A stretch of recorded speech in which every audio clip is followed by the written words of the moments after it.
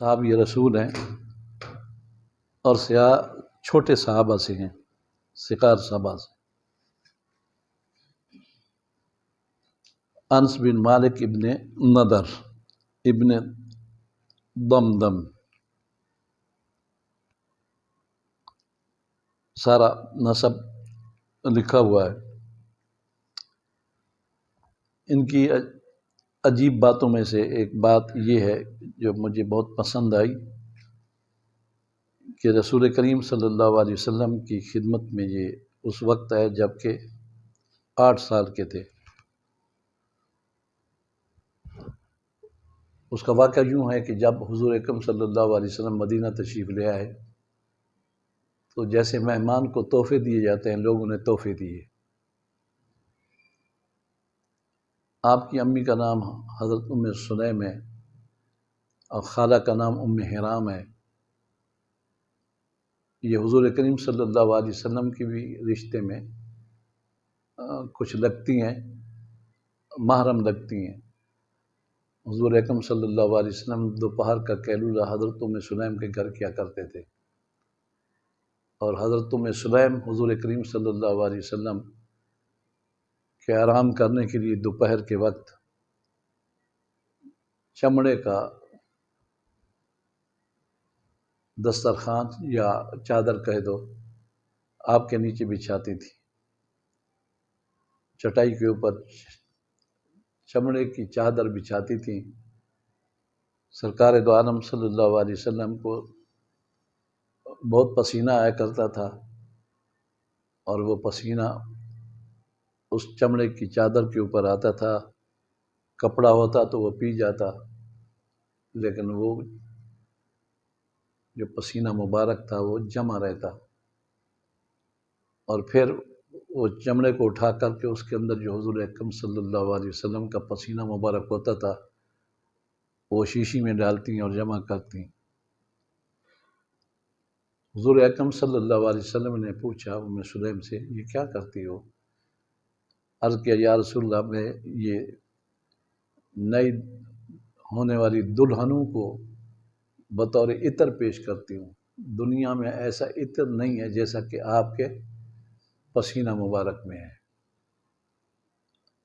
لوگ آتے ہیں اپنی بیٹیوں کے ہاتھ جب پیلا کرنا چاہتے ہیں تو میرے پاس آتے ہیں، ان کی مائیں آتی ہیں اور میں ان کو تھوڑا تھوڑا پسینہ دیتی ہوں اور وہ استعمال کرتی ہیں اور بڑی خوش ہوتی ہیں۔ سرکار دو عالم صلی اللہ علیہ وسلم کے پسینہ میں بہت خوشبو تھی، جیسے کہ کستوری کی خوشبو ہوتی ہے، مشک کی خوشبو ہوتی ہے۔ اسی لیے عطر میں سے مشک اور کستوری پسند کیا کرو۔ عطر لگاتے ہیں نا لوگ،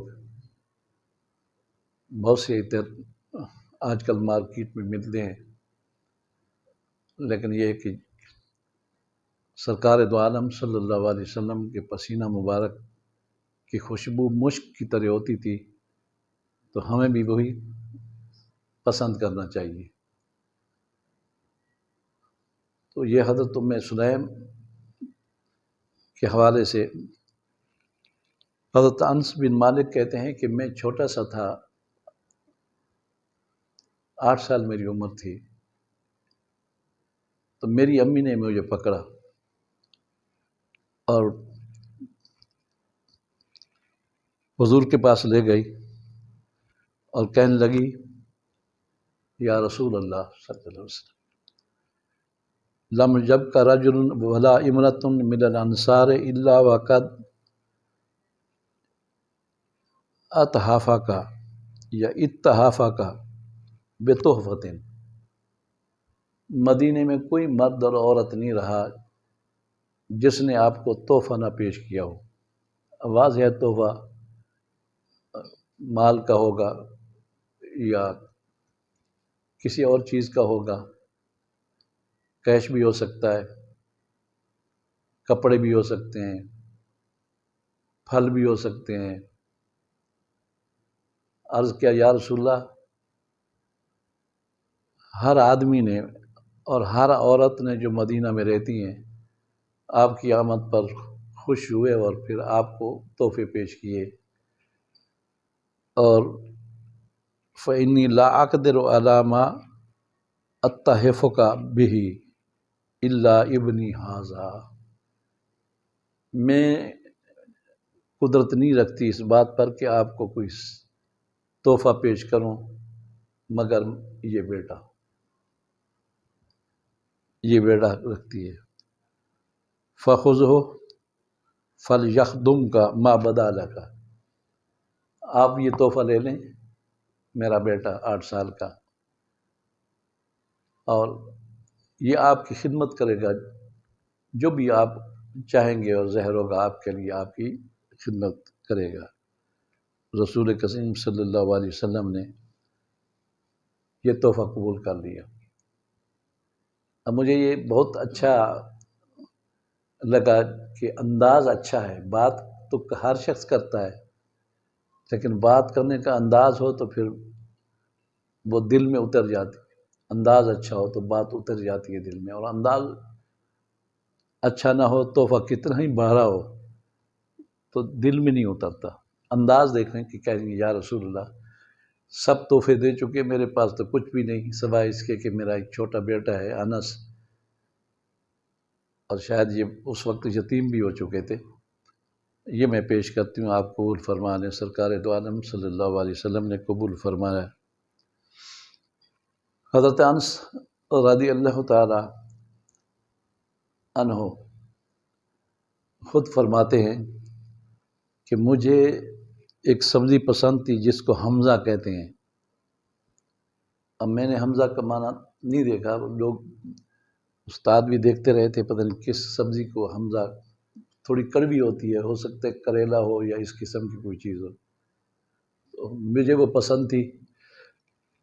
تو نبی کریم صلی اللہ علیہ وسلم نے مجھے کہا ابا حمزہ، مجھے کنیت عطا فرمائی ابو حمزہ۔ اور آپ کے علم کے لیے میں یہ کہنا چاہتا ہوں کہ نام تو ہوتا ہے ہر ایک کا، لیکن نام کے ساتھ کوئی ایک کنیت یہ بھی مستحب ہے، یعنی سنت ہے غیر مؤکدہ۔ تو حضور کریم صلی اللہ علیہ وسلم صحابہ کرام کی کنیت رکھتے تھے، یا خود اکثر تو اولاد کے نام سے، جو بڑا بیٹا ہوتا تھا اس کے نام سے کنیت ہوتی تھی، لیکن کبھی کبھی وہ کاروبار یا کوئی چیز جو کسی بھی صحابی کے ساتھ خاص ہوتی تھی اس کے نام سے بھی آپ کنیت رکھتے تھے۔ جیسے ابو ہریرہ کو آپ نے ابو ہریرہ ایک بلی، چھوٹی بلی کی وجہ سے ابو ہریرہ کہا۔ ام المومنین سیدہ عائشہ صدیقہ رضی اللہ تعالیٰ عنہا نے عرض کی یا رسول اللہ، لوگوں کی کنیت ہے اپنے بیٹوں بیٹیوں کی وجہ سے، میری تو اولاد نہیں ہے، میری کون سی کنیت ہوگی؟ آپ نے فرمایا کہ آپ کی بہن کا بیٹا ہے عبداللہ، اس کے نام سے آپ کنیت رکھ رہے ہیں۔ حضرت عائشہ کی کنیت کیا ہے؟ ام عبداللہ، ام عبداللہ۔ ایک ابو عبداللہ ہوتا ہے، ایک ام عبداللہ، اور عبداللہ سے مراد کون ہے؟ عبداللہ ابن زبیر۔ آج ایک دشمنان صحابہ میں سے بعض دشمنان سوشل میڈیا پر حضرت عبداللہ ابن زبیر کو، عبداللہ ابن عمر نہیں ہے، عبداللہ ابن زبیر، حضرت اسماء کا بیٹا، حضرت اسماء حضرت عائشہ کی بہن ہے، بہن کے بیٹے کے ساتھ کنیت رکھی حضور کریم صلی اللہ علیہ وسلم نے، ام عبداللہ ہو گیا۔ آج ایک فرقہ سوشل میڈیا پر بار بار بکواس کر رہا ہے کہ حضرت اسماء بنت امیس زانیہ عورت تھی، اور حضرت عبداللہ بن زبیر جو عشرہ مبشرہ سے ہیں، جن کے نام سے حضور کریم صلی اللہ علیہ وسلم نے حضرت عائشہ کی کنیت رکھی، اور حضور کریم صلی اللہ علیہ وسلم نے ان کو گھٹی دی، منہ میں دعا مبارک دیا اور اس کے لیے دعا کی تھی، اس کو یہ کہتے ہیں کہ یہ نعوذ باللہ من ذالک کا اپنی ماں کا نہیں ہے، یہ زنا سے پیدا ہوا تھا، یہ تہمت لگاتے ہیں۔ اگر ایسا تھا تو پھر حضور اکرم صلی اللہ علیہ وسلم پر اعتراض ہوتا ہے۔ آپ ان سے پوچھیں کہ کیا اللہ کا رسول نعوذ باللہ من ذالک ایک ولد الحرام یا ولد الزنا بچے کے ساتھ اتنا پیار کر رہے ہیں، کیا رسول اللہ نہیں جانتے تھے ان باتوں کو؟ بالواسطہ یہ تہمت ہے رسول کریم صلی اللہ علیہ وسلم پر۔ اس لیے حضور کریم صلی اللہ علیہ وسلم نے فرمایا لا تسبوا صحابی، میرے صحابہ کو گالی مت دو، اس لیے کہ اللہ تعالیٰ نے میرے صحابہ کو میرا ساتھی بنایا، انصار بنایا اور اصحار بنایا۔ انصار ناصر کو کہتے ہیں اور اصحار سسرال والوں کو کہتے ہیں۔ تو جو سسرال بنے حضور کے وہ بھی معظم ہیں اور جو انصار ہیں وہ بھی معظم ہیں۔ تو حضور کی وجہ فابی حبی احبہم، میری محبت کی وجہ سے لوگ ان سے محبت کرتے ہیں، ورنہ ہمارا کیا رشتہ ہے ابو ہریرہ کے ساتھ، سعد ابن ابی وقاص کے ساتھ؟ وہ تو صرف اس لیے ہے کہ وہ رسول اللہ کا صحابی ہے۔ تو رسول اللہ کے صحابی ہونے کی حیثیت سے اگر ہم ان سے محبت کریں گے تو یہ رسول اللہ سے بالواسطہ محبت ہے۔ میرے بیٹے سے آپ محبت کریں گے تو بالواسطہ میرے ساتھ محبت ہے۔ تو اس لیے یہ کہنا نعوذ باللہ حضرت عبداللہ بن زبیر کے حوالے سے، مسئلہ یہ تھا کہ کنیت ہونا ضروری ہے، تو آپ نے حضرت انس کو جو کنیت عطا فرمائی، ایک سبزی کی وجہ سے جو حضرت انس خود کہتے ہیں کہ وہ پھل تھا یا سبزی تھی، اجتنیتھا، وہ میں چنا کرتا تھا، ہو سکتا ہے بکلا کا معنی پیلو ہو، چنا کرتا تھا میں، تو اس کے نام سے میری کنیت حضور اکرم صلی اللہ علیہ وسلم نے ابو حمزہ رکھی۔ حضرت انس کہتے ہیں ایک دفعہ آپ نے مجھے ذوالأذنین بھی کہا، دو کانوں والے، دو کان تو سب کے ہوتے ہیں لیکن پیار کا ایک نام تھا، اس لیے آپ نے اس کو ذوالأذنین بھی ایک دفعہ فرمایا۔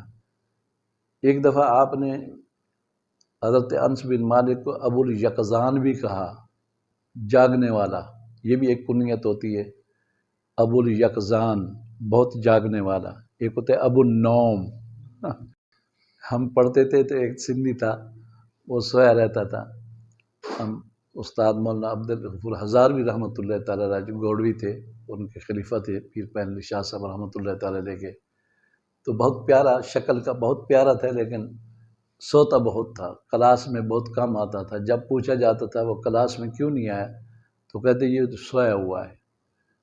تو پھر آیا تو آپ نے مذاق بھی کیا ہزاروی صاحب نے اور کہا کہ اس کا آئندہ نام ہوگا ابو النوم، نیند والا۔ تو یہ پیار کی کنیت ہوتی ہے۔ نبی کریم صلی اللہ علیہ وسلم کنیت رکھتے تھے۔ حضرت ام سلیم کا یہ انداز مجھے بہت بہت پیارا لگا۔ حضرت ام سلیم کے متعلق حضرت انس کہتے ہیں میں 8 سال کا بچہ تھا۔ 8 سال کا بچہ اتنا ہوتا ہے جیسے کہ آج کل اویس کا دہجہ آتا ہے، یہ بھی بڑا ہے، میرا خیال 10 سال کا یا 12 سال کا ہو گیا، اس سے بھی چھوٹا ہوتا ہے 8 سال کا بچہ۔ کہتی ہے کہ میرے جسم کے اوپر ایک ہی کپڑا تھا، میری امی نے آدھا کپڑا تو میری دھوتی بنا دی، ایک ہی چادر تھی نا تو آدھا کپڑا دھوتی بنا دی اور آدھا کپڑا میرے اوپر قمیص بنا دیا، آدھا ازار بنا آدھا ردا بنا، آدھا ازار تھا آدھا ردا تھا۔ اور عرض کیا یا رسول اللہ ھذا انیس ابنی، یہ انیس انس کی تصغیر، یہ میرا پیارا بیٹا ہے انیس، یہ میرا بیٹا ہے، میں آپ کے پاس لے آئی ہوں، آپ اس کو دعا کر دیں۔ نبی کریم صلی اللہ علیہ وسلم نے جو دعا کے الفاظ فرمائے وہ یہ تھے، جو بدر الدین عینی نقل کر رہے ہیں، وہ کہتے ہیں کہ آپ کے الفاظ یہ تھے اللہم بارک فی مالہ و والدہ و عطل عمرہ واغفر ذنبہ۔ کتنی دعائیں ہیں؟ 4 دعائیں ہیں۔ یا رب العالمین اس کے مال میں برکت فرما، اس کی اولاد میں برکت فرما اور اس کی حیات لمبی فرما اور اس کے گناہ معاف فرما۔ یہ 4 دعائیں نبی کریم رؤوف الرحیم صلی اللہ علیہ وسلم نے فرمائیں اس وقت جب کہ میری امی نے عرض کیا یا رسول اللہ اس کے لیے دعا کر دے، یہ آپ کا خادم ہے۔ حضرت انس کہتے ہیں کہ یہ 4 دعاؤں میں سے 3 دعائیں تو میں دیکھ چکا ہوں۔ سب سے پہلا لفظ اس روایت کے مطابق مال ہے۔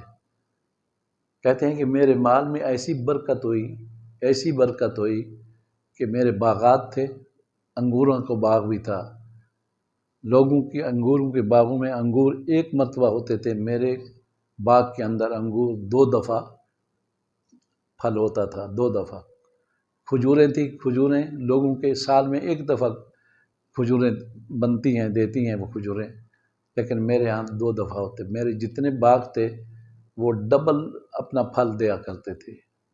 یہ برکت تھی اس دعا کی جو رسول کریم صلی اللہ علیہ وسلم نے میرے لیے فرمایا، اللہم بارک فی مالہ۔ آپ کہتے ہیں دوسری دعا یہ تھی کہ یا اللہ اس کی اولاد میں برکت عطا فرما۔ تو میری اولاد اتنی ہوئی کہ میری بڑی بیٹی امینا کہتی ہے ابو آپ کے اولاد میں سے جو صلبی اولاد ہے، صلبی اولاد کہتے ہیں بلا واسطہ انسان کی جو اولاد ہوتی ہے، اس میں سے 100 آدمی آپ دفن کر چکے ہیں، پتہ نہیں زندہ کتنے ہیں، میں نہیں پہچانتا اپنی اولاد کو، اتنے تھے۔ اور میری اپنی بیٹی اس کا نام امینا، ایک ہوتا ہے آمنہ، ایک ہوتا ہے امینا۔ امینا نے یہ کہا کہ آپ 100 سے زیادہ دفن کر چکے ہیں۔ مزید دوسرا نمبر لگا لینا، ابھی باتیں تو بہت رہتی ہیں جی۔ اولاد کی آپ نے مثال دی، اور عمر کی عطیل عمرہ ہو، میری اتنی لمبی عمر ہوئی، مدینہ کے صحابہ میں سے سب سے آخر میں فوت ہوئے حضرت، کہتے ہیں 100 سے اوپر آپ کی عمر ہوئی، اور ایک روایت میں یہ ہے کہ آپ کہتے ہیں میں زندگی سے مایوس ہو گیا ہوں، کہتا ہوں یہ اتنی لمبی عمر کیوں ہے، اللہ تعالیٰ مجھے اپنی طرف بلاتا کیوں نہیں ہے۔ یہ دعا کی برکت تھی علی مولا۔ آپ فرماتے ہیں 3 دعائیں تو حضور کی قبول ہوئیں اور میں اپنی آنکھوں سے ان کا مشاہدہ کر چکا ہوں۔ اور چوتھی دعا کیا تھی کہ یا اللہ اس کے گناہ معاف فرما۔ انشاءاللہ مجھے امید ہے کہ یہ بھی ہوگا، اور اس کا علم آخرت میں ہوگا، آخرت میں اس کا علم ہوگا، کہ مغفرت کا علم آخرت میں ہوتا ہے، زندگی میں تو نہیں ہو سکتا۔ تو یہ آپ فرمایا کرتے تھے۔ حضرت انس رضی اللہ تعالیٰ عنہ کہتے ہیں کہ میں نے حضور اکرم صلی اللہ علیہ وسلم کی 10 سال تک خدمت کی، ویسے تو 12 سال بنتے ہیں۔ حضور اکرم صلی اللہ علیہ وسلم کے پاس جب آئے یہ 8 سال کے تھے، اور پھر 20 سال کے ہوئے تو حضور کریم صلی اللہ علیہ وسلم اس دنیا سے رخصت ہو گئے۔ آپ کہتے ہیں فما ضربنی، حضور کریم صلی اللہ علیہ وسلم نے کبھی کسی کام پر سیدھا کیا یا الٹا کیا، کبھی مجھے مارا نہیں ہے۔ ولا سبنی، مجھے انہوں نے کبھی گالی نہیں دی۔ ولا عبس فی وجہی، کبھی ترش روئی ہو کر آپ نے میرے چہرے میں نہیں دیکھا، ہمیشہ ہنس مکھ و مسکراہٹ کے ساتھ مجھے دیکھا۔ یہ رسول کریم صلی اللہ علیہ وسلم کے اخلاق مبارکہ تھے۔ حضرت انس بن مالک رضی اللہ تعالی عنہ یہ کہتے ہیں کہ مجھے حجاج بن یوسف اور عبد المالک بن مروان کا بھی دور ملا۔ آپ کے علم میں ہے کہ حجاج بن یوسف بہت بڑا ظالم شخص تھا، جو لوگ صالحین میں سے تھے ان کو ایک ایک کر کے قتل کرا دیتا تھا۔ اور حضرت انس کہتے ہیں مجھے ایک دفعہ بلایا، میں بوڑھا سا تھا، اور مجھے بلایا اس نے، اور بلا کر اس نے کہا یا خبیثو، اے خبیث۔ حجاج بن یوسف اتنا بدبخت تھا، بے حیا تھا، رسول اللہ کا صحابی ہے، خادم ہے رسول کریم صلی اللہ علیہ وسلم کا، انت جواد، تو جواد ہے، ایک طرف نہیں بیٹھتا، ون سائڈ نہیں ہوتا۔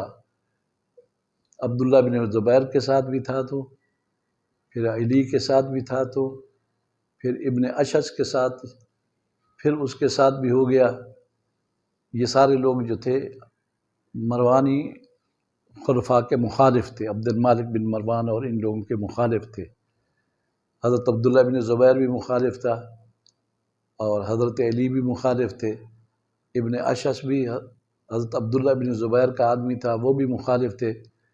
تو اس نے بدبخت نے یہ کہا انت جوان، تو ون سائڈ ایک پارٹی اور ایک گروپ کے ساتھ نہیں بیٹھا، اور میں تجھے ایسی سزا دوں گا، ایسی سزا دوں گا کہ جڑ سے اکھیڑ دوں گا، جیسے کہ درخت کی مثال دی، جیسے کہ ایک درخت کو جڑ سے اکھیڑ کے پھینک دیا جاتا ہے، وہ ایک سائڈ پر نہیں ہوتا، کبھی کسی کے ساتھ، کبھی کسی کے ساتھ، کبھی کسی کے ساتھ۔ حضرت انس کہتے ہیں کہ میں خاموش رہا اس وجہ سے کہ مجھے علم تھا کہ اگر میں اس کا جواب دوں گا تو یہ ظلم و تشدد کرے گا۔ میں خاموش رہا، لیکن میں آہستہ سے خط لکھا عبد المالک بن مروان کو۔ میں نے کہا عبد المالک بن مروان تو اس وقت حاکم وقت ہے، اپنے آپ کو خلیفہ کہتا ہے۔ حجاج بن یوسف نے میرے ساتھ یہ سلوک کیا، جبکہ آپ مجھے جانتے ہیں کہ میں رسول کریم صلی اللہ علیہ وسلم کے صرف صحابی نہیں ہوں بلکہ خادم بھی تھا میں حضور کریم صلی اللہ علیہ وسلم کا، اور آپ میرے ساتھ ایسے پیار کرتے تھے جیسے کہ بیٹوں کے ساتھ پیار کرتے ہیں۔ میں گھر میں بلا حجاب آیا جایا کرتا تھا، اور اس شخص نے مجھے یہ گالی بھی دی یا خبیث کہا اور اس قسم کی دھمکی بھی دی، آپ کا وہ گورنر ہے، آپ اس کو نصیحت کریں۔ تو پھر عبد المالک بن مروان نے خط لکھا حجاج بن یوسف کے لیے کہ تم جاؤ معذرت کرو اور حضرت انس بن مالک کو راضی کرو، تم نے جو گالی دیا، اور آئندہ اس کو کچھ نہیں کہنا۔ وہ خط جب پہنچا تو ایک آدمی نے جا کر حجاج بن یوسف کو دیا۔ وہ لوگ ڈرتے بہت تھے کیونکہ کرسی تھی ان کے پاس، تو اس وجہ سے، ڈر کی وجہ سے ہے، حجاج بن یوسف نے کہا کہ میں معذرت کرنے کے لیے حضرت انس کے پاس حاضر ہوتا ہوں اور معذرت کرتا ہوں، میں آئندہ ایسا نہیں کروں گا۔ لیکن اس آدمی نے کہا کہ تم تو گورنر ہو، بڑے آدمی ہو، ایسا کرو کہ تم نہیں جاؤ،